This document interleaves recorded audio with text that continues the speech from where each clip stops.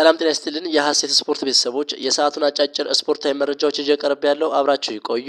የኢትዮጵያ እግር ኳስ ፌዴሬሽን ከጣሊያኑ ትጥቅ አቅራቢ ተቋም ጋር በጋራ ለመስራት ተስማማ።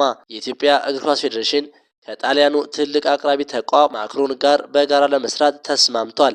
ማክሮን ለሚቀጥሉት 2 ዓመታት የዋሊያዎቹ የትጥቅ አጋሩን እንደሚሰራ በስምምነቱ ተገልጿል። በስምምነቱ መሰረት የኢትዮጵያ እግር ኳስ ፌዴሬሽን ከማክሮን ትጥቅ አምራች ተቋም ማሊያ ሲገዛ 60 በመቶ ቅናሽ እንደሚደረግለት ነው የተገለጸው። በተጨማሪም የኢትዮጵያ ብሔራዊ ቡድን ለአፍሪካና ዓለም ዋንጫ ካለፈ የተለያየ ጥቅማ ጥቅም እንደሚያገኝ ተመላክቷል።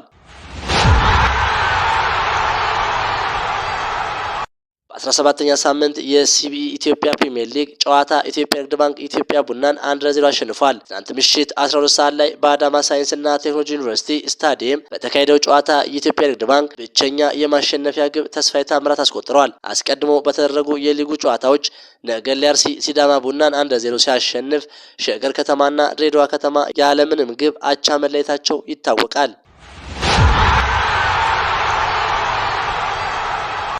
ከኢትዮጵያውያን ቤተሰብ የተወለደውና የካናዳ ብሔራዊ ቡድን ተጫዋች የሆነው አሊ አህመድ በእንግሊዝ ሻምፒዮንሺፕ ክለብ ኖርዊች ሲቲ ውስጥ ስኬታማ ጉዞውን ቀጥለዋል።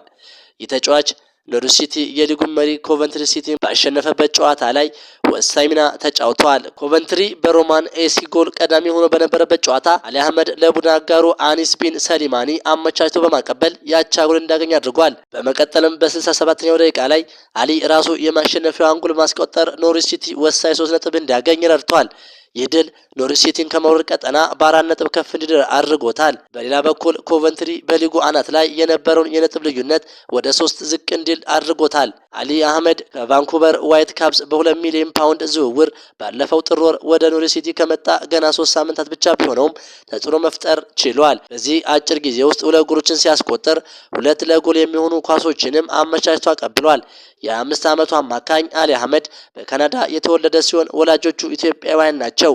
ወላጆቹ ከ30 ዓመታት በፊት ከሐረርጌ ወደ ካናዳ የተሰደዱ ሲሆን እናቱ ወይዘሮ ሙንታሃ አሊ ልጃቸው ከልጅነቱ ጀምሮ እግር ኳስን በእጅጉ ይወድ እንደነበር ይናገራሉ። አሊ እንደ አውሮፓውያን አቆጣጠር በ2023 ለካናዳ ብሔራዊ ቡድን ለመሰለፍ ጥሪ የተደረገለት ሲሆን በክለብ ደረጃ በ2022 ከቫንኩቨር ዋይት ካፕስ ጋር የመጀመሪያውን ፕሮፌሽናል ውል ተፈራርሞ ነበር። አሁን በኖርዊች ሲቲ እስከ 2028-29 የሚቆይ ውል እየፈረመ ሲሆን 21 ቁጥር መለያ ለብሶ እየተጫወተ ይገኛል። አስቶን ቪላ ታሚ አብርሃምን ከቤሽኪታሽ አስፈረመ። አስቶን ቪላ እንግሊዛዊውን የፊት መስመር ተጫዋች ታሚ አብርሃምን ከቤሽኪታሽ ማስፈረሙን ይፋ አድርጓል።